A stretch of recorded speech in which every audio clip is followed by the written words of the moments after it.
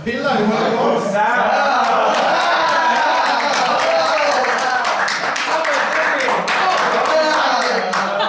hey, you know when I usually give out testimony, I start crying, bawling, right?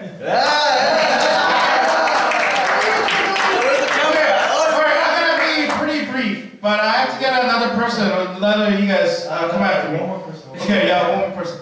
So, first time to serve as a counseling information team, we started out with 10 volunteers. They're college students, 10. And then by the end, we're near the date of the Youth Costa, we were down to 6. And I was praying because in the beginning, we started with 2. And then somehow God helped us to get more volunteers, like 10 person, like 8 more person. But yeah, once we head out, believing that with the 6, there's only 6 of us, but maybe we could do, 2 or 3 runs, because in the beginning there were about 20 somewhat students signed up for counseling, and after the first night, it became like twice as much. So it became like 40 something. And you know how there was a Youth Costa, was it fest thingy? You guys went individually enjoying whatever the activities. That's when we kind of struggled because we had every list of the students, but some of these students decided to just don't want to get out counseling. But at the end of the night, the last night, second night, these 2 guys, I guess they're friends, they're grade 11s, they came and asked me, and I asked us that if they could get a counseling. And at that time, there were no one. There's no more guest speakers, have time to do their counseling session because it was over.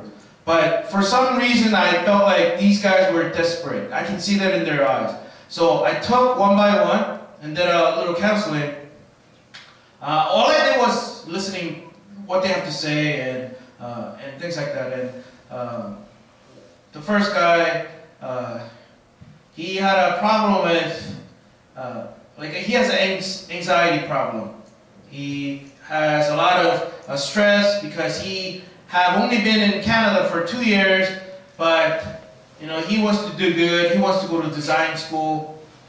Some of the story that he shared was pretty sad, and I could kind of relate to him because when I first came to Canada, I felt lonely too, and I kind of listened to him. And then on the second person, he came, and then he has a similar problem. He has a problem with peer pressure. A lot of his friends wanted to go drinking together, do drugs together, things like that. And he knows that it's wrong, but because of the peer pressure that who he hangs out in the school, he's asking for exit. He's trying to find the exit so he could quit and stop living what he was living because he felt that he's not a Christian. He told me that he's not Christian. His mom sent him there. So he told me that he felt something, that he wasn't doing it, something,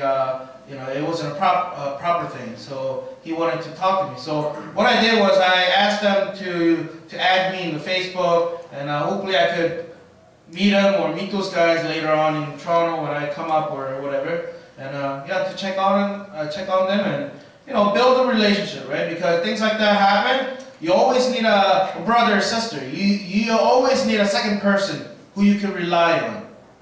So what I want you guys to understand that even though down in the line you're going to be going by yourself, trying to live a good Christian life, but there has to have someone who's next to you. There has to have someone who could help you spiritually. So I hope that one of you guys, or all of you guys, will be that person to the person who's sitting next to you. Okay? Whether you're a girl or a guy, so we all need, our brothers and Christian brothers and sisters to rely on each other. Okay, that's my little brief testimony. Okay, one more. Emma, you want to come up?